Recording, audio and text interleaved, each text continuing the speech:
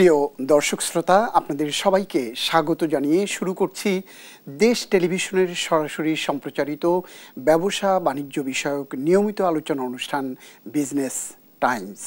আজ আমাদের আলোচনার বিষয় কৃষি পণ্যের উৎপাদন, সংরক্ষণ ও বিপণন সংকট। প্রিয় দর্শক শ্রোতা, বিষয় সংশ্লিষ্ট কয়েকটি প্রশ্ন রেখে আজকের আলোচনার সূত্রপাত করতে চাই। দেশের কৃষিপণ্যের উৎপাদন ও বিপণন নিয়ে বহুমুখী সমস্যা ক্রমেই বাড়ছে। কোন পণ্যের বার্ষিক গড় চাহিদা কত, বাজার কত এবং কোনো সঠিক হিসাব নেই সরকারি বেসরকারি কোনো পর্যায়ে।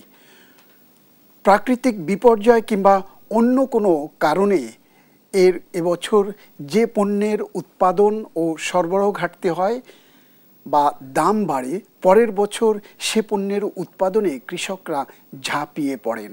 আবার চাহিদা অতিরিক্ত উৎপাদিত পণ্য সংরক্ষণ সুবিধা না থাকায় এবং বাড়তি নানান চাপে বা বিক্রির চাপে কৃষকদের খরচের চেয়েও কম দামে পণ্য বিক্রি করতে বাধ্য হন তারা। এরই মধ্যে প্রায় প্রতিটি পণ্যের ক্ষেত্রে খামার থেকে খুচরা বাজারে পৌঁছতে হয় কয়েকটি হাত বদল। থাকে মধ্যস্বত্বভোগীদের দৌরাত্ম্য, বিপণন পর্যায়ে অপ্রতুল পরিবহন ও দুর্বল সরবরাহ ব্যবস্থা। কৃষি প্রধান আমাদের এই দেশের এসব সংকট সমাধানের বিভিন্ন সময় সরকারের বহুমুখী উদ্যোগের ডাকঢোল পেটানোর প্রচারণা শুনেছি গত 5 দশকেরও বেশি সময় ধরে, কিন্তু বাস্তবে এগিয়েছি কতটা? এখনও কেন কৃষকের উৎপাদিত পণ্যের মধ্যে বা ন্যায্য দাম পাওয়া নিয়ে বিক্ষোভ করতে হচ্ছে? আধুনিক ও পর্যাপ্ত হিমাগার ব্যবস্থা একেবারেই বলা চলে কৃষকদের পণ্য রাখবার মতো জায়গা অনেক ক্ষেত্রেই আমরা দেখি না বা দেখা যায় না। আচ্ছা, এই একেবারে এরই মধ্যে দেখা যায় যে ফসল ফলিয়ে কৃষকরা খরচ তুলতে ব্যর্থ হয়ে নানান সময় বা ঋণ নিয়ে যে কৃষকরা ফসল ফলাচ্ছেন তার দাম না পেয়ে গলায় ফাঁস দিয়ে মৃত্যুর ঘটনা বা আত্মহত্যার ঘটনাও কিন্তু ঘটছে। আজ আমাদের আলোচনায় এসব বিষয় নিয়ে আমরা করতে চাই বা কেন ঘটছে এই সমস্ত পরিস্থিতি, সেই সব প্রশ্নের জবাব খুঁজবার চেষ্টা করব আমরা। প্রিয় দর্শক, আর আমাদের আজকের এই আলোচনায় আমাদের স্টুডিওতে দুজন বিশিষ্ট অতিথিকে আমরা আমন্ত্রণ জানিয়েছি। একে একে তাদের সাথে আপনাদের পরিচয় করিয়ে দেব। আমার একেবারে সর্বডানে রয়েছেন শেরেবাংলা কৃষি বিশ্ববিদ্যালয় কৃষি বিপণন ও ব্যবস্থাপনা অনুষদের অধ্যাপক ডক্টর মিজানুর রহমান সরকার, আপনাকে স্বাগত। আর আমাদের দুজনের মাঝখানে রয়েছেন federation of Bangladesh chamber of commerce and ইন্ডাস্ট্রির FBCCIর সাবেক সহসভাপতি, বাংলাদেশ চেম্বার অফ ইন্ডাস্ট্রির সাবেক সভাপতি এবং বর্তমানে বাংলাদেশ কোল্ড স্টোরেজ অ্যাসোসিয়েশনের প্রেসিডেন্ট মোস্তফা আজাদ চৌধুরী, আপনাকেও স্বাগত জানাচ্ছি। প্রিয় দর্শক, আর এই আলোচনা এগিয়ে নিতে আপনাদের সঙ্গে থাকবো আমি সুলতান মাহমুদ।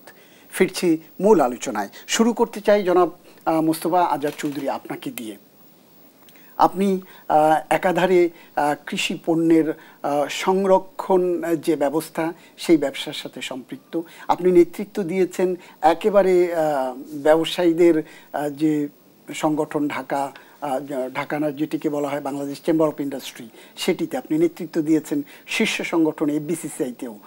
আপনার বিশ্লেষণটা কি? আসলে আমাদের এই যে কৃষি পণ্যের উৎপাদন হয়, আবার তার দাম পায় না, আবার সেটি সংরক্ষণ ব্যবস্থা নাই, কৃষকরা নানান সময় রাস্তায় নেমে আন্দোলন করে ন্যায্য পাওনার ক্ষেত্রে, সরকারের সাথে দিন দরবার হয়, কারণটা কি? ধন্যবাদ। আমি প্রথমেই ধন্যবাদ জানাচ্ছি দেশ টিভিকে এবং আজকে এই ধরনের একটি বিষয় নিয়ে আলোচনা করার জন্য। দেখুন, বাংলাদেশ কিন্তু কৃষি নির্ভর দেশ এবং আমাদের ইকোনমিটা পুরোপুরি কৃষি নির্ভর, এবং যার কারণে আমাদের আজকে যে বিষয়টা উৎপাদিত পণ্যর উৎপাদন, সংরক্ষণ, বিপণন, এটা একটি একটা চেইন, একটার সঙ্গে আরেকটা সংশ্লিষ্টতা রয়েছে। দেখুন, বাংলাদেশে কিছু কিছু কৃষি পণ্য আছে যেগুলো সংরক্ষণের জন্য হিমাগার প্রয়োজন রয়েছে। তো বাংলাদেশে যে হিমাগার বলতে মানুষ বুঝে যে কোল্ড স্টোরেজ মানে হলো আলু রাখার হিমাগার। হ্যাঁ, এটা ঠিক, বাংলাদেশে 400+ আলু সংরক্ষণ হিমাগার রয়েছে, কিন্তু পাশাপাশি আরও যেসব পণ্য আছে এসবের জন্য কিছু কিছু হিমাগার হচ্ছে। যেমন পেঁয়াজ মনে করেন বাংলাদেশে 34 থেকে 35 লক্ষ মেট্রিক টন পেঁয়াজ উৎপাদিত হয়। আমাদের চাহিদা কৃষি সম্প্রসারণ অধিদপ্তরের মতে 24 লক্ষ মেট্রিক টন, 10 লক্ষ মেট্রিক টনের বেশি ওয়েস্টেজ হয়। তা আমাদের দেশে পেঁয়াজের হিমাগার বলতে গেলে তেমন নেই। আমার জানা মতে 23 সালে একটি পেঁয়াজের কোল্ড স্টোরেজ স্থাপন করা হয়েছে এবং গত বছর একটা এবছরেই এসিআই করেছে একটা আপনার পাবনার ইয়াতে সুজানগর কিংবা আতাইকুল্লা। এবং পেঁয়াজ কিন্তু গ্রোয়িং এরিয়া হলো আপনার পাবনা, সিরাজগঞ্জ, ফরিদপুর, ঝিনাইদহ। এগুলো বিষয় নিয়ে আমরা কিন্তু কৃষি মন্ত্রণালয়ের সঙ্গে দফা দফায় কিন্তু আমরা কথা বলেছি এবং পেঁয়াজের কোল্ড স্টোরেজ করার বিষয়ে তারা চিন্তা ভাবনা করছেন। আমরা এই ব্যাপারে আমরা সরকারকে বলেছি যে সরকারের একটি পলিসি থাকতে হবে, এমন একটা পলিসি করতে হবে পেঁয়াজের জন্য, এবং যেখানে কিছু এমন কোনো প্রণোদনা, এমন কোনো রিস্ক আছে এরকম কভার করে, এরকম কিছু নীতিমালা করতে হবে, না হলে উদ্যোক্তারা এগিয়ে আসবে না। এবং যার কারণে পেঁয়াজের কোল্ড স্টোরেজ তেমন হচ্ছে না। তো এখন পেঁয়াজের মার্কেট কিন্তু বাংলাদেশে আছে। আমাদেরকে 10 লক্ষ মেট্রিক টনের মতো 4 থেকে 5 লক্ষ মেট্রিক টনের মতো পেঁয়াজ ইন্ডিয়া থেকে বা টার্কি থেকে আমদানি করতে হচ্ছে এবং উচ্চ মূল্যে ভোক্তাদের খেতে হচ্ছে, ফরেন কারেন্সি ব্যয় হচ্ছে। এবং এইসব বিষয়গুলো নিয়ে কিন্তু আমরা করেছি, আমাদের সাজেশন বিভিন্ন সময় তুলে ধরেছি। এর পাশাপাশি সরকার ছোট ছোট 5 টন 10 টনে কিন্তু আপনার হিমাগার করতে যাচ্ছে, যেটা একদম সরাসরি কৃষকরা সেখানে তাদের উৎপাদিত ভেজিটেবল, ফ্রুটস এইসব রাখবে। মনে করেন বগুড়ার মহস্থানগড় একটি বড় বাজার, সেখানে একটি 10 টনের মতন একটা ওই হিমাগার হবে। কন্টেনার যে আছে আমাদের, কন্টেনার বেসড এগুলো হিমাগার হবে। এগুলোর খরচ বেশি না, 5 লাখ বা 10 টাকার মতো হবে। সেখানে কৃষক তার উৎপাদিত পণ্য এনে বাজারে বিক্রি করবে, ধরুন মহস্থানগড়ে বিক্রি করলো, তারপর সেটা যেটা বিক্রি হবে না সেটা সে ওই হিমাগারে রেখে যাবে, পরের দিন সকালবেলায় নিয়ে আসবে। এবং পাশাপাশি ফ্রিজার ভ্যান আমরা প্রস্তাব করেছি, সরকার চিন্তা ভাবনা করছেন, এবং ফ্রিজার ভ্যান রাখতে হবে। এবং ফ্রিজার ভ্যানে করে এই যে আপনার উৎপাদিত যে পণ্যটা আছে কৃষকের, সেটা পাইকারি বাজার থেকে হোক বা কৃষকের মাঠ থেকে হোক, সরাসরি যে বড় বড় যেগুলা বাজার আছে, ধরুন কারণ বাজার বা শ্যাম বাজার, এরকম জায়গায় আসতে হবে। এবং ফ্রিজার ভ্যানটা এমন হতে হবে যে ওই আমার মনে পড়ে যখন আমি এফবিসিসির আমি সিনিয়র ভাইস প্রেসিডেন্ট ছিলাম, তখন সম্ভবত ইউরোপিয়ান একটা কান্ট্রি তারা এসেছিল, বলছিল যে ফ্রিজার ভ্যান এমন হতে হবে সেখানে উৎপাদিত পণ্যটা সেখানেই বিক্রি করবে এবং যখন বিক্রি হবে না তার ফ্রিজের ভ্যানে করে নিয়ে আবার সে ব্যাক করবে, মনে করেন মহস্থানগড় বা নরসিংদী। এর ফলে আপনারা দেখবেন যে শাকসবজির দামটা সকালবেলা কারণ বাজারে দুপুর 2টো পর্যন্ত যে দামটা থাকে, আবার 2টোর পর দেখবেন ঝড় বৃষ্টি রোদের কারণে সেই দামটা পড়ে যায়। এতে কিন্তু ওই কৃষক বলেন যে রিটেলার যিনি আছেন ব্যবসায়ী, সে কিন্তু ক্ষতিগ্রস্ত হয়। তো এইসব বিষয়গুলোর জন্য সরকার কিন্তু এইসব বিষয়গুলো এইভাবে খুব বেশি করতে পারবে না। এই জন্য কৃষি মন্ত্রণালয়কে আমরা মনে করি এ ব্যাপারে উদ্যোগী হতে হবে, নীতিমালা প্রণয়ন করতে হবে এবং এসএমই খাতের লোন দিতে হবে। এবং কৃষি লোন আমরা কৃষি মন্ত্রণালয়ে কয়েকটি মিটিং করেছি, আমরা বলেছি যে যেহেতু হিমাগার শিল্প একটি কৃষিভিত্তিক শিল্প, এই শিল্পের জন্য এটাকে কৃষি শিল্প ঘোষণা করা হয়েছে শিল্প মন্ত্রণালয় থেকে, কিন্তু কৃষি ভিত্তিক শিল্পের জন্য যেসব সুযোগ সুবিধাগুলো আছে সেসব কিন্তু পাচ্ছে না। যেমন 4-7% আপনার কৃষিভিত্তিক শিল্পের লোন। তো এই ধরনের লোন যদি সরকার দেয়, ছোট ক্ষুদ্র ক্ষুদ্র উদ্যোক্তা 5 লাখ 10 লাখ বা যারা বড় কোল্ড করতে চায় তাদেরকে যদি দেয়, তাহলে কিন্তু এইসব শিল্প গড়ে উঠবে। না হলে বর্তমান যে দেশের যে ব্যাংকের সুদের হার 14.8 এবং আপনি 3 মাস পর যদি আপনি কিস্তি দিতে না পারেন আবার 2+ হচ্ছে, মার্চে হচ্ছে, একবার জুনে হচ্ছে, একবার সেপ্টেম্বরে হচ্ছে, একবার ডিসেম্বরে হচ্ছে। তার ফলে এই ব্যবসাটা লাভজনক নয় বলে এই ধরনের হিমঘরগুলো গড়ে উঠছে না।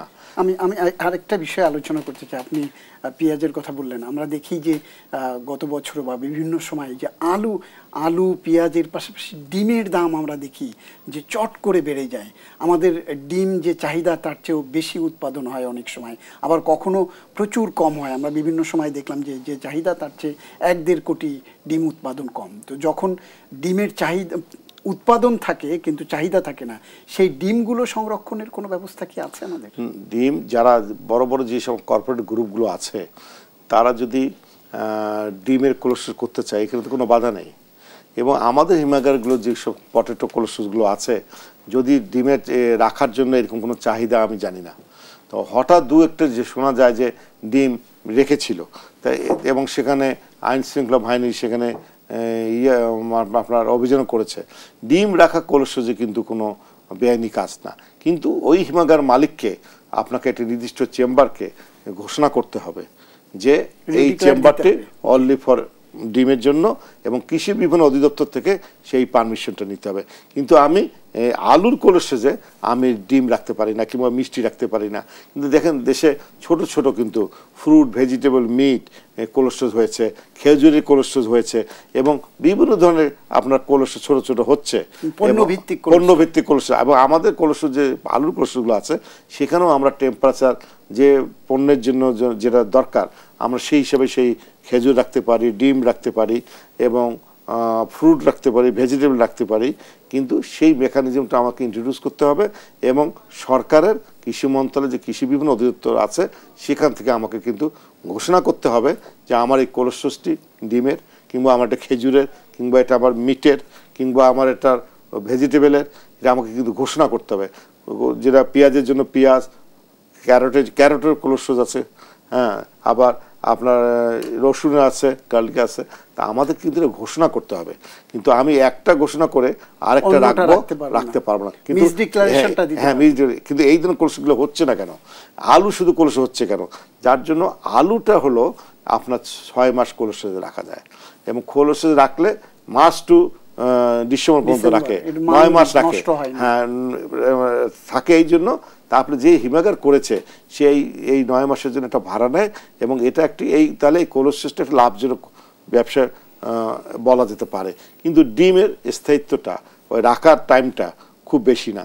কিংবা যে কোনো, আমাদের প্রফেসর আরও ভালো বলতে পারবেন, যে কোনো ভেজিটেবল, ফ্রুট বাংলাদেশের কোনোটার লাইফ 8 উইক্সের বেশি না, যার ফলে এই ধরনের কোলেস্টোরেজগুলো সৃষ্টি হচ্ছে না। খুব অল্প সময়ের জন্য যদি কেউ একটা হিমাগার করে তাহলে কিন্তু সেটা তার জন্য লাভজনক হবে না। তো সেই জন্য এই বিশেষ সরকারকে এই চিন্তাভাবনা করতে হবে, এই ধরনের ছোটো ছোটো কোলেস্টোরেজ খুব অল্প সময়ের জন্য কোলেস্টোরেজ করতে হলে কিভাবে এই ব্যবসাটাকে লাভজনক করা যায় সেই পলিসি, এবং যারা গবেষক আছে, যারা নীতি নির্ধারক আছে তাদেরকে বাইর করতে হবে। এবং দেখুন ঢাকার আশেপাশে অনেক কিন্তু ফ্রুট, ভেজিটেবল কোলেস্টোরেজ হয়ে গেছে। কেননা মেনলি এগুলো ফ্রুট বিদেশ থেকে ইম্পোর্ট করে, ধরেন আপেল, কমলা, নাশপাতি বা মালটা আনছে, তারা রিজার্ভ করছে এবং বড় বড় ইয়াতে আপনার বাজারগুলো সাপ্লাই করছে। এটা ইম্পোর্ট বেসড ফ্রুট। কিন্তু আমাদের দেশে যেসব ফ্রুটসগুলো আছে, হ্যাঁ, এইগুলো মনে করেন যেমন আমাদের ইউরোপিয়ান মার্কেটে কিছু মনে করেন আমাদের যেসব বাঙালি অধ্যুষিত যেসব জায়গা আছে বিদেশে, যেমন নিউ ইয়র্ক বলেন, টরন্টো বলেন, কিংবা লন্ডনের, ম্যানচেস্টার, এইসব কিন্তু আমাদের শাকসবজি যায়। এগুলো কিন্তু ঢাকা বেস্ট এয়ারপোর্টের আশেপাশে আপনার, বা গাজীপুর, নরসিংদী, এইসব জায়গায় এইসব ভেজিটেবল কোলেস্টোরেজ আছে। আপনার মার্কেট থেকে আসতেছে ওরকম হস্তান্তর, নরসিংদী বা বরিশাল থেকে আসলো, এখানে 1 দিন বা 2 দিন প্রিজার্ভ হলো, তারপরে বিমানে করে চলে গেল। তো সেই জন্য আপনি যেটা বললেন বিভিন্ন পণ্যভিত্তিক যদি হিমঘর করতে হয় তাহলে এক একটি পণ্যের জন্য কী ধরনের স্পেশালিস্ট প্রসেস করতে হবে, এবং তার স্থায়িত্ব কত, এবং তাকে লাভজনক করতে হলে কী ধরনের পলিসি আজ পর্যন্ত সরকার এই ধরনের করতে পারছে না। তবে আমাদের সঙ্গে কৃষি মন্ত্রণালয়ের যে সভা আমরা সাজেশন করেছি, আপনার বাজারে বাংলাদেশে 400 বেশি বড় বড় বাজার আছে, সেগুলো জায়গায় যদি 5 টন 10 টন কন্টেনার বেসড যদি আপনারা হিমাগার করেন তাহলে খরচ কম হবে এবং ছোট ছোট উদ্যোক্তারা এই ধরনের করতে পারবে। ধন্যবাদ আজাদ চৌধুরী আপনাকে। আমি আসতে চাই মিজানুর রহমান সরকার আপনার কাছে। আপনি দীর্ঘ গবেষণা করেছেন, শিক্ষকতা করছেন এই বিষয়ের উপরে। আমাদের এই যে পণ্য যেগুলো উৎপাদন হয়, আমাদের লোকাল পণ্য উৎপাদন হয়, সেগুলো নিয়ে আমরা নানান ঘটনা ঘটতে দেখি এবং সেগুলো অধিকাংশ ক্ষেত্রে অপ্রীতিকর ঘটনা, অনাকাঙ্ক্ষিত ঘটনায় রূপ নেয়। কারণটা কি? আমরা কেন আমাদের উৎপাদিত কি পরিমাণ পণ্য লাগবে সেটির কেন নিরূপণ করা যাচ্ছে না? ঘাটতিটা যখন হয় পরের বছর আবার সারপ্লাস হয়, কারণটা কি? ধন্যবাদ আপনাকে। পাশাপাশি আমি সালাম জানাই দেশ টিভির অগণিত দর্শকবৃন্দকে। আসসালামু আলাইকুম। ধন্যবাদ আমার সহালোচককেও। আসলে আপনি যেই প্রশ্নটা তুলছেন এটা আমাদের অ্যাসপেক্টে খুবই অ্যাপ্লিকেবল। কারণ আপনি যদি নর্মাল নিয়ম অনুসারে বা যেখানে ইকোনমি মানে উইদাউট ইন্টারভেনশন রান করে, নর্মাল নিয়ম ছিল যে উৎপাদন বাড়লে, সাপ্লাই বাড়লে আপনার দাম কমে যাবে, ডিমান্ডের চেয়ে যদি সাপ্লাই বেশি থাকে। বাট আমাদের এখানে অনেক সময় দেখা যায় যে এটা কার্যকরী হচ্ছে না। তার মানে বোঝা যাচ্ছে কোন না কোনো ইন্টারভেনশন হচ্ছে আর কি। সেটা হতে পারে মানে এনিহাউ আর কি, সিন্ডিকেট হতে পারে, সাপ্লাই চেন ইন্টারভেনশন হতে পারে, পলিটিক্যাল কারণে হতে পারে, কি বলে প্রাকৃতিক দুর্যোগের কারণে হতে পারে, মানুষ সৃষ্টির কারণে হতে পারে। তো আমাদের দেশে বেশিরভাগই দেখা যায়। পাশাপাশি আরেকটা ইম্পর্টেন্ট বিষয় আমার ব্যক্তিগত অভিজ্ঞতা থেকে আমি বলি, ইথিক্সের মানে এখানে একটা বিষয় আছে। তারপরে অতিরিক্ত মুনাফা লোভী কিছু লোক থাকে, তাদের মুনাফা বেশি করতে চায় আর কি। ধরেন হঠাৎ করে ঈদ আসলে তো ওখানে হঠাৎ করে দেখা যায় যে দাম বেড়ে যায়। বিশেষ করে সাপ্লাই যাই থাকুক ওইটা কনসিডার করা হয় না, দাম বেড়ে যায়। আপনি দেখবেন রমজানের ঈদে বা কোরবানির আগে দেখবেন শসার দাম হুট করে বেড়ে যাচ্ছে। তো এইগুলা তো ডিমান্ড সাপ্লাইয়ের চেয়ে বেশি হলো যে জানে যে মানে আমাদের কিছু মানে আমি বলবো যে ওইভাবে বলা ঠিক না, কাউকে ব্লেম দেওয়া ঠিক না, কেউ না কেউ বেশি লাভ করতে চাচ্ছে আর কি এখানে। হ্যাঁ, তারপরে আমাদের মধ্যে আরেকটা ঝুলে চ্যানেলের মধ্যে দেখা যায় মানে হাত বদলগুলো বেশি হয় বা মধ্যস্বত্ব, হ্যাঁ সরবরাহ চ্যানেলের মধ্যে মধ্যস্বত্বভোগী বেশি এবং তাদের মুনাফার হারও অনেক বেশি আর কি। আমি মনে করি যে তারা চাইলে আর যদি রেশনাল লাভ করে তাহলে প্রাইস আরও নিয়ন্ত্রণে। আমরা এই চৌধুরী, আমি আলোচনা শুরু করতে চাই এবার আবার ডক্টর মিজানুর রহমান সরকার আপনাকে দিয়ে। আমরা যে জায়গাতে ছিলাম যে আসলে এই যে সংকট যেটি দেখা যায় যে প্রচুর পরিমাণ পণ্য উৎপাদন হচ্ছে, কেন হচ্ছে, আমার চাহিদা কত এবং উৎপাদনের পর ওই মৌসুমে কতটুকু বাজারে যাবে আর কতটুকু থেকে যাবে, সেই থেকে যাওয়াটা কিভাবে সংরক্ষণ করা যাবে, এগুলোর কি কোনো বাস্তবভিত্তিক কোনো তথ্য উপাত্ত বা এগুলো কি নিয়ে কাজ হয় আমাদের? হ্যাঁ, ধন্যবাদ আবার আপনাকে। কাজ তো হচ্ছেই, কাজ থেমে নাই। তারপরে যেভাবে হওয়া দরকার বা আমি বলবো যথাযথভাবে আসলে হচ্ছে না আর কি। প্রথমত আমাদের কৃষকরা মনে করে ধরেন একটু প্রাইস যদি এই বছর বেশি পাওয়া যায়, উটের দিকেই সবাই চলে যায় আর কি, বা ওদের ওই মুখে হয়ে যায় যে এটার দাম বেশি, আমি বেশি পাবো, এই জন্য সবাই ঝুঁকে পড়ে। তার হয়তো ওইভাবে রাষ্ট্রীয় চাহিদা বা তার টোটাল সাপ্লাই কী দাঁড়াবে সে ওইভাবে চিন্তা করে না আর কি। এটা একটা ইস্যু। পাশাপাশি আমার মনে হয় পলিসিগত বা আমাদের রাষ্ট্রীয় ওইগুলোরও কিছু মানে সবারই কিছুটা ব্যর্থতা আছে আর কি। যখন ধরেন কি বলে সিজন, যে কোনো উৎপাদনের সিজনটা যখন শুরু হয় তখন কিন্তু আমাদের একটা স্ট্যাটিস্টিক চলে আসে আর কি। আমাদের বিভিন্ন এগ্রিকালচার বা প্রোডাক্ট রিলেটেড যারা কর্মকর্তারা আছেন তারা কিন্তু একটা এরিয়াকে কোন এরিয়া কতটুকু কী পরিমাণ কোন ক্রপটা উৎপাদন করা হচ্ছে এটা একটা ডাটা তারা কালেক্ট করে। তো সেটা ডাটা যখন সেন্ট্রালি এসে পড়ে তখন কিন্তু একটা এক্সপেকটেশন বা কতটুকু হতে পারে ফোরকাস্টিং বা প্রিডিকশন এরকম একটা ভবিষ্যৎবাণী যাই বলেন এটা করা যায় বা একটা আইডিয়া পাওয়া যায় আর কি, এবং বলেও তারা স্ট্যাটিস্টিক্স দেয়। কিন্তু তারপরে যেটা করা উচিত গভর্নমেন্টের বা ওই অফিসার রেসপেক্টিভ যারা পলিসি নেবে তাদেরকে বলে কিনা যে এই বছর এতটুকু সারপ্লাস হবে, সুতরাং গভর্নমেন্টের ইনিশিয়েটিভ নেওয়া উচিত, অথবা এই প্রোডাক্টটা এই বছর এতটুকু মানে ঘাটতি হবে, সেই অনুসারে এই পদক্ষেপ নেওয়া উচিত। এখন তারা এটা বলে কিনা এবং যাদেরকে বলে তারাও নেয় কিনা যথাযথ পদক্ষেপ, এটাও দেখার বিষয় আসলে। আমার হিসাবে যদি সঠিক পরিসংখ্যান থাকতোই তাহলে এই প্রবলেমগুলো হতো না, এবং যদি কোনো সঠিক পদক্ষেপ নেওয়া হতো, ফর এক্সাম্পল যে কোনো ক্রপের কথা বলি না, যেমন আমরা পেঁয়াজও যদি আমরা মনে করি যে আমাদের শর্টেজ আছে, আগে থেকে যদি প্রিপারেশান থাকে ওপেন আমরা ইম্পোর্ট করব, আগে থেকে প্রিপারেশন থাকলে আমি এর ক্রাইসিস সৃষ্টি হবে না। যে কোনো দ্রব্যের ক্ষেত্রে বা যে কোনো প্রোডাক্টের ক্ষেত্রে এটা হতে পারে আর কি।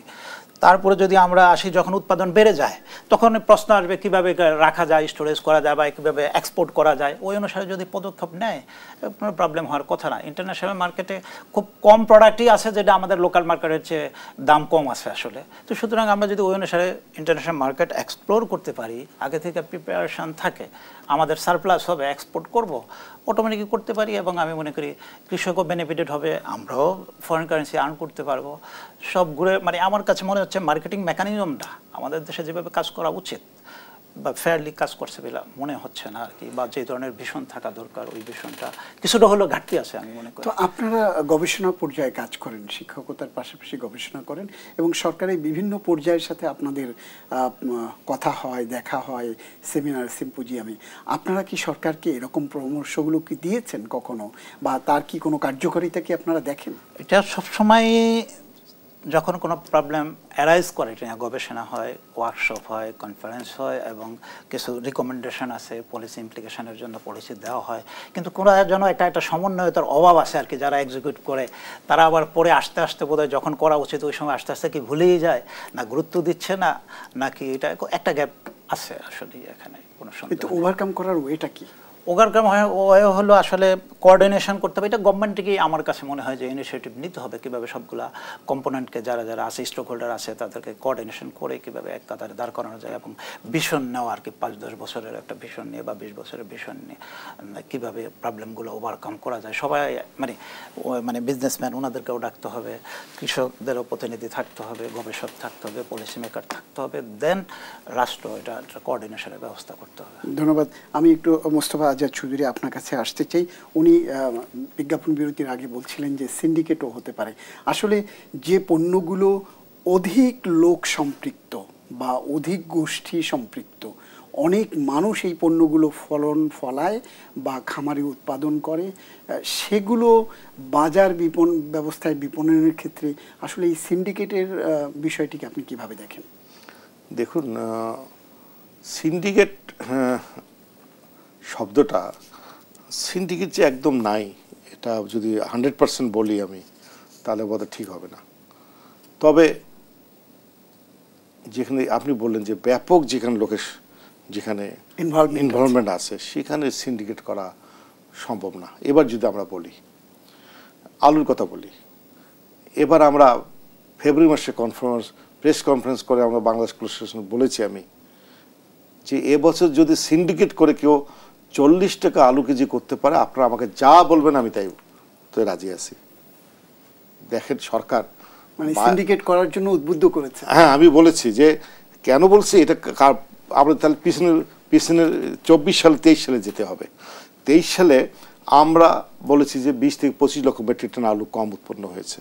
আমরা বলেছি 70 থেকে 75 লক্ষ মেট্রিক টনের বেশি আলু উৎপাদন হয়নি। কৃষি সম্প্রসারণ অধিদপ্তর বলেছে 23 সালে 1,04,00,000 মেট্রিক টন আলু উৎপন্ন হয়েছে। আমরাও গতবার বলেছি 70-75 লক্ষ মেট্রিক টনের বেশি আলু উৎপাদন হয়নি।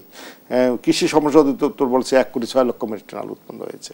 তো এই যে শর্টেজ, আমাদের জানা মতো, আমাদের প্র্যাকটিক্যালি আমরা আমাদের কোলেস্টোরেজ যে ধারণ ক্ষমতা আমাদের কত আমরা জানি, আমাদের কতটা কোলেস্টোরেজ আছে, কতটা বন্ধ আছে আমরা জানি।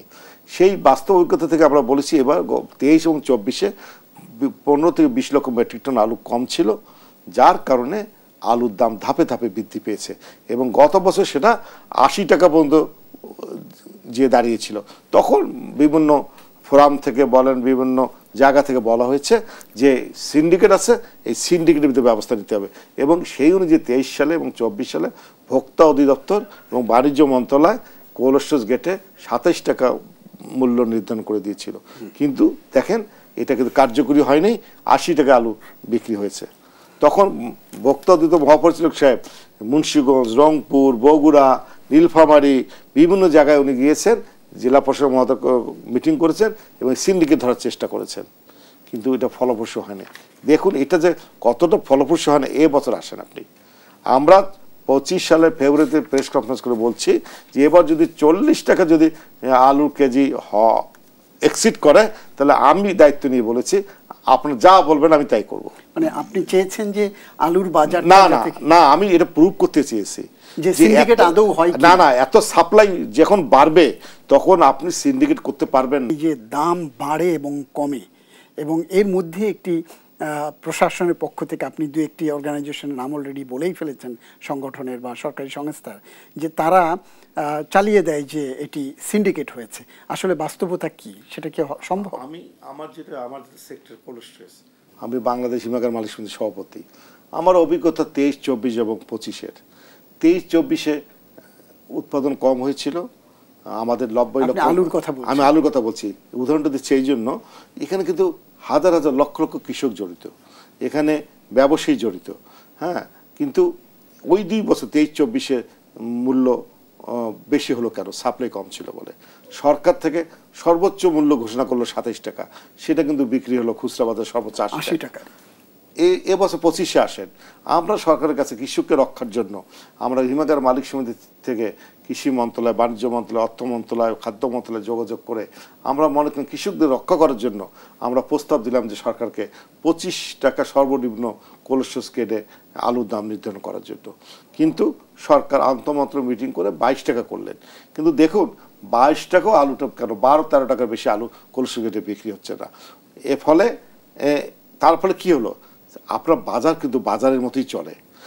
তার মূল কথা হলো ডিমান্ড অ্যান্ড সাপ্লাই। সাপ্লাই এত বেশি আছে এবছর 1,30,00,000 মেট্রিক টন আলু উৎপন্ন হয়েছে বলে কৃষি সম্প্রসারণ অধিদপ্তর বলছে।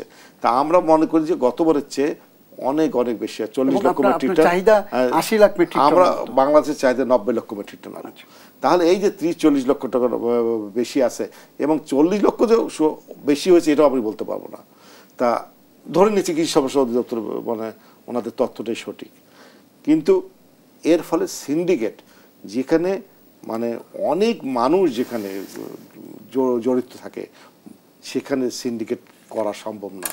আমি এটা আলুর ক্ষেত্রে বলতে পারি, পেঁয়াজের ক্ষেত্রে বলতে পারি, ডিমটা আমি ঠিকই করি না, আমি জানি না, আমি জানি না, আমি কোলেস্ট্রেস নিয়ে বলছি, আমি জানি না। তবে সাপ্লাই যখন বাড়বে, আপনি কোনো শক্তি নাই যে এটাকে সিন্ডিকেট করে এই 22 টাকা করুক। আজকে সিন্ডিকেট করে 22 টাকা যদি করে তাহলে কৃষকের লসটা 4 টাকা হবে, আর আজকে 12 টাকায় বিক্রি হচ্ছে, সেখানে কৃষকের লস হচ্ছে 14 টাকা।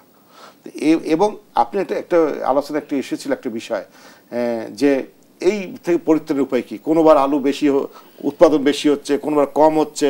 গতবার কম হয়েছে, দাম বেশি ছিল দেখে কৃষকরা ঝাঁপিয়ে পড়েছে, উৎপাদন বেড়ে গেছে, দাম কমে গেছে। আমরা বাণিজ্য মন্ত্রণালয়কে 23 সালে প্রস্তাব করেছিলাম যে আপনারা প্রতি বছর 10 লক্ষ মেট্রিক টন করে আলু কিনে রাখেন, যখন দাম বাড়বে আপনি আলু বাজারে ছাড়বেন, দাম কন্ট্রোল হবে, ব্যালেন্সড হবে। বাণিজ্য মন্ত্রণালয়ের এটি কি কাজ, আলু কিনে রাখা ও কোনো পণ্য কিনে রাখা? কার কাজ? সরকারকে নির্ধারণ করতে হবে। কার কাজ এটা সরকারকে নির্ধারণ করতে হবে, নাহলে সরকার ভোক্তাদেরকে প্রোটেকশন দিতে পারে না। এবছর কি, এবছর দেশের গোয়েন্দা সংস্থাগুলো সরকারকে, সংশ্লিষ্ট মন্ত্রণালয়কে পরামর্শ দিয়েছিল ওই একই কথা। আপনি যে 10 লক্ষ মেট্রিক টন যে বাজার থেকে কিনতেন, তাহলে আলুর দামটা বেড়ে যেত, কৃষক তার ন্যায্য মূল্যটা পেত, লাভ না করে কৃষক হয়তো 16 টাকা যে উৎপাদন কস্ট সেটা সে পেত। তাই আপনাকে কিছু বাজারকে কন্ট্রোল করতে হলে ভোক্তাকে সাপোর্ট দেওয়ার জন্য আপনাকে যেমন আলু কিনে রাখতে হবে, আবার কৃষককে বাঁচানোর জন্যও আপনাকে আলু কিনে রাখতে হবে। এবং সরকারকে এই যে প্রেডিকশন আগে থেকে করা যায়, ওই যে আপনি বললেন, আপনি একজন ব্যবসায়ী বলছে আমি এত সবাই আলু বপন করছে, আমি এই ব্যবসায় যাব না। এবার এই যে আমি যদি একজন ব্যবসায়ী, ক্ষুদ্র ব্যবসায়ী, আমি যদি এটা করতে পারি, তাহলে কেন পারছে না? আমার এখানে একটা, আমি এই বেসিসের সঙ্গে সংশ্লিষ্ট ছিলাম, আমরা উপলব্ধি করেছি আমাদের দেশের মন্ত্রণালয়গুলোকে স্পেশালাইজড মন্ত্রণালয় করতে হবে। বিসিএস পরীক্ষা যারা ক্যাডার সার্ভিসে আসে তারা তো ওই মন্ত্রণালয়গুলো আসে, কৃষি মন্ত্রণালয়, বাণিজ্য মন্ত্রণালয়, অর্থ মন্ত্রণালয় এবং এইসব মন্ত্রণালয়গুলোকে স্পেশালাইজড করতে হবে, সাবজেক্ট সংশ্লিষ্ট মন্ত্রণালয় করতে হবে, এবং তারা জীবনে প্রথমে ওখানে ঢুকবেন অ্যাসিস্ট্যান্ট সেক্রেটারি হিসেবে, উনি ওখান থেকে সিনিয়র সেক্রেটারি হিসেবে চলে যাবেন ওই মন্ত্রণালয়। হ্যাঁ, ওই মন্ত্রণালয় থাকে, তার আরো যত উইং আছে সেটি কিন্তু আমাদের প্রশাসনিক ছিল একসময়, হওয়া উচিত। না হলে আমি আজকে আছি সমাজ কল্যাণ মন্ত্রণালয়ে, আজকে আমি চলে এসেছি বাণিজ্য মন্ত্রণালয়ে WTO সেলে, আমি কি বুঝবো? এটাকে একটা স্পেশালাইজড বাণিজ্য মন্ত্রণালয়, এখানে আপনাকে সবচেয়ে বড়ষ্ট মন্ত্রণালয় এবং বাণিজ্য মন্ত্রণালয়, তাকে বহির্বিশ্বের সঙ্গে কাজ করতে হয়। এখানে যদি জ্ঞান সম্পন্ন অভিজ্ঞতা সম্পন্ন কর্মকর্তা না থাকে, এই যে বার্গেন যে করতে হয় বিভিন্ন ক্ষেত্রে বিভিন্ন জায়গায়, এবং কৃষি মন্ত্রণালয় আমি ছিলাম মনে করেন পুলিশ ইয়াতে কি বলে হোম মিনিস্ট্রিতে, এর উদাহরণ বলছি আমি কাকে লক্ষ্য করে বলছি, আমি চলে যাচ্ছি কৃষি মন্ত্রণালয়। আমার মনে হয় এখন ভাবার সময় আসছে যে কিছু কিছু মন্ত্রণালয়কে আপনাকে স্পেশালাইজ মন্ত্রণালয় করতে হবে, এবং সেই ধরনের কর্মকর্তাদের বিশেষ ক্যাডারের মধ্যে তাদের নিয়োগ দিতে হবে, এবং তাদেরকে স্পেশালাইজ করতে হবে, গবেষণা করতে হবে, এবং তাদের বুঝতে হবে যে কি করলে কি করা যায়, কখন কোন জিনিসের কি প্রয়োজন এবং সেই অনুযায়ী তাদের ব্যবস্থা করুন। এবং একটু আগে আমাদের প্রফেসর সাহেব বলছে যে এটা ইয়া থাকতে হবে, দীর্ঘকালীন একটা নীতিমালা থাকতে হবে। উনি বলছেন এটা 5 বছর হতে পারে, 10 বছর হতে 20 বছর।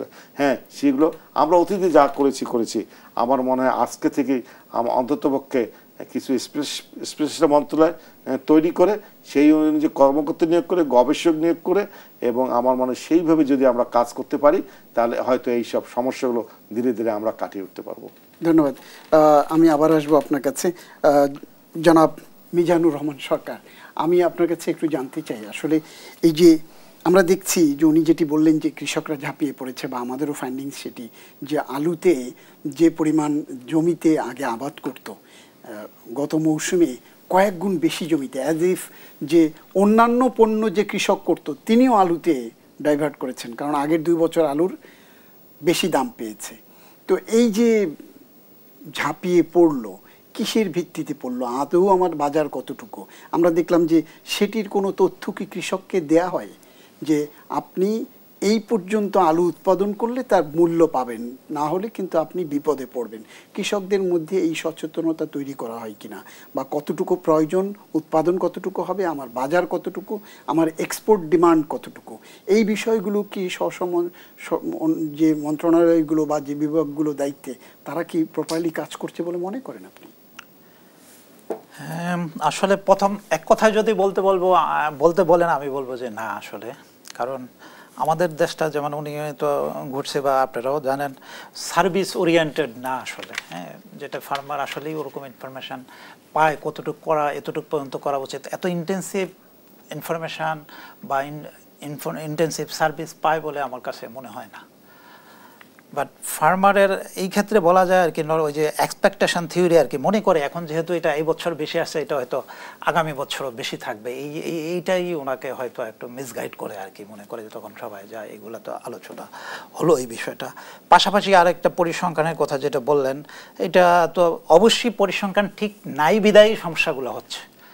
এখন পরিসংখ্যান ঠিক করতে হলে বলেন এখানে ওই যে আবার যেহেতু ওই যে আমাদের যদি বলেন বিপণন, কিছুক্ষণ আগে আলোচনায় আসলো আমাদের কৃষি বিপণন অধিদপ্তর, এগ্রিকালচার মিনিস্ট্রি আন্ডারে, তারপরে ডিমের সংখ্যা যদি জানতে চান সেটা হলো যে প্রাণী সম্পদে, তো এরকম আবার যদি রাইসের ওইগুলা বা আলুরও জানতে চান সেটা আবার কৃষি সম্প্রসারণ অধিদপ্তরের আন্ডারে মিনিস্ট্রি এক হলো।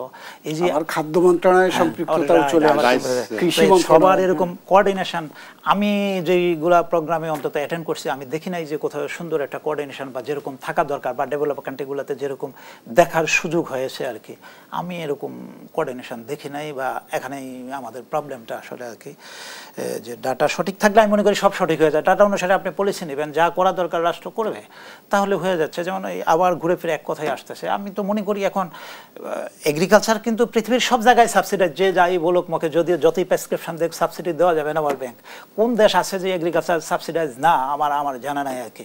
আপনি দেখেন, আমি জাপানের কৃষককে জিজ্ঞেস করছিলাম, মার্কেটে একটা টমেটোর দাম যা, আপেলের দাম তা, একটা আলুর দাম তা, একটা পেঁয়াজের দাম তা, মোটামুটি সস্তা যেগুলো দোকান বের হয় সব 100 ইয়েনে করে আর কি। তো এটা টাকায় কনভার্ট করলে এখন আপনি এখনকার মার্কেটে 80 টাকা বলতে পারি আর কি।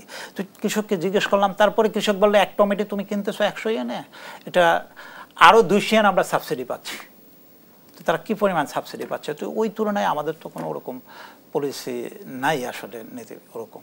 তো সুতরাং কৃষকরা নিজেদের ইচ্ছা মতো করতেছে, যেটা বললেন নাকি ওরকম পলিসি থাকলে গভর্নমেন্টও জানতো তাকে কত সাবসিডি দিতে হবে, কৃষকের টার্গেট দিত তুমি এতটুকু করো এত পাবা, সব কিছু ঠিক মতো হতো। এখানে তো ওই যে ইনফরমেশন দেওয়া নেওয়ার মধ্যে তো একটা গ্যাপ আছেই, আসলে এটা অস্বীকার করা যাবে না। আপনার বক্তব্য হচ্ছে যে আসলে তথ্যই প্রধান সংকট আমাদের। হ্যাঁ, প্রধান। ধন্যবাদ মিজানুর রহমান সরকার আপনাকে। আমি সর্বশেষ মোস্তফা আজাদ চৌধুরী আপনার কাছে একটু আসতে চাই, যে আলু নিয়ে কথা বলছিলেন, আপনি বলছেন যে কৃষকরা ঝাঁপিয়ে পড়েছে, কৃষকদেরকে দেখা হচ্ছে না বা তাদেরকে ন্যায্য মূল্য দেওয়া হচ্ছে না। এই যে কৃষকরা বেশি উৎপাদনে গেল, অনেক উৎপাদন গেল, আপনার চাহিদা আপনি বলছেন 90 মেট্রিক টন, আর সেখানে 130 মেট্রিক টন। এই কৃষকদের নিবৃত্ত করা, বা এই যে কৃষকরা এখন যে বিপদে পড়েছে, আপনাদের কোল্ড স্টোরেজ থেকে আলু সরছে না, কৃষকরা আলু নিচ্ছে না, পরিণতি কি? কৃষকের পরিণতি কি? কোল্ড স্টোরেজের কি হবে? কিভাবে সরকার কৃষকদের এখন এই পর্যায়ে এসে আলু উৎপাদকদের কি সহযোগিতা দিতে পারে? দেখুন, আমরা সরকারকে জুন মাসে যে প্রস্তাবটা দিয়েছিলাম তার মধ্যে একটি প্রস্তাব সরকার এবং ইমপ্লিমেন্ট করেছে, যেটা কার্যকরী হয়নি, যে সর্বনিম্ন আলুর দাম 25 টাকা, সরকার 22 টাকা করেছে। আমরা আরও কয়েকটি প্রস্তাব দিয়েছিলাম, মিনিমাম 5 লক্ষ মেট্রিক টন আলু সরকারকে কিনতে হবে, যদি কেনে তাহলে কিছুটা আলুর দাম বাড়বে, কৃষক রক্ষা হবে। কিন্তু সরকার এই আলুটা কিনে করবে কি? আবার যদি ভর্তুকি কম মূল্যে বাজারে ছাড়ে তাহলে কিন্তু আরও ডিজাস্টার হবে।